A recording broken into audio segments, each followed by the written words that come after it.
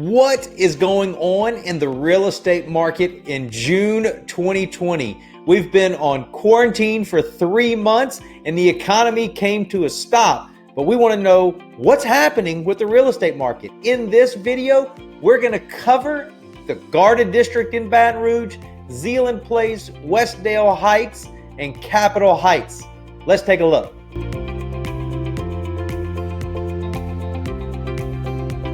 First thing I want to show you is what this area that we're going to be talking about is.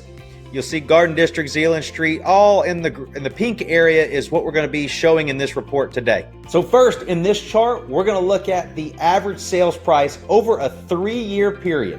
Now, remember, real estate always has been and always will be long-term. So when we look at these 3-year averages, it's not a good idea to base major decisions just off of a short period of data. The first thing we're going to look at is the average sales price. Over the last 3 years, we've seen an increase in the average sales price, and even during the quarantine, we're starting to see an uptick in the average sales price by about 4.7% over this 3-year period. Next, we want to look at new listings on the market. With the quarantine, this is pretty normal. What we saw across many areas is a decrease in the amount of available homes for sale just because people weren't really looking at homes. Everybody was kind of staying inside. So we saw a decrease in the amount of homes that are on the market in all areas. But what's not showing up in the data is we're starting to see a spike. So you'll see these in the months coming of homes on the market and the speed in which those homes are selling for a premium price. This chart shows the average days on market.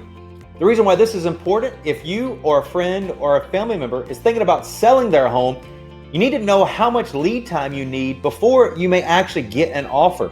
So on this chart, we're actually seeing since January a pretty consistent increase through the quarantine. Not every area had this, but we're seeing an increase to an average of 58 days in this particular area of homes on the market.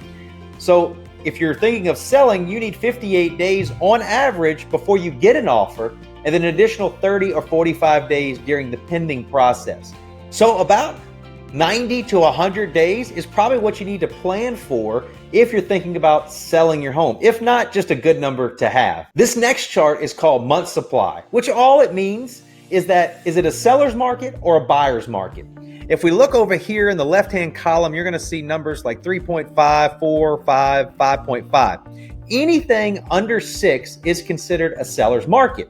Now, you can see over the last couple of years, we've been trending more and more towards a buyer's market. There has been more homes on the market, more inventory, we're almost to 5.5, or at 5.3 as of May of 2020. So we are getting as close as we can to having a very healthy buyer and seller market. And last, we want to look at the percent to list price versus what it actually sold for. For example, if your home was a $300,000 home and you got, I don't know, it's kind of small on the screen, bottom right here, it's 97.4% of your list price, it means you would have accepted an offer for $292,400. Really close to the list price. So when you're pricing your home, you need to keep this into consideration to have that buffer of what you should expect from your list to your final sales price or what you'll get offered from a buyer. And that's the market report for the Garden District, Zeeland Place, Westdale Heights, etc., Capitol Heights. If you're considering selling your home, we would love the opportunity to talk with you about how we can help you through that process. Just shoot me a text or an email, and I'm happy to schedule a time for us to chat. If you're just curious about the value of your home, click on the link and it will give you an instant report about the actual real value of your home.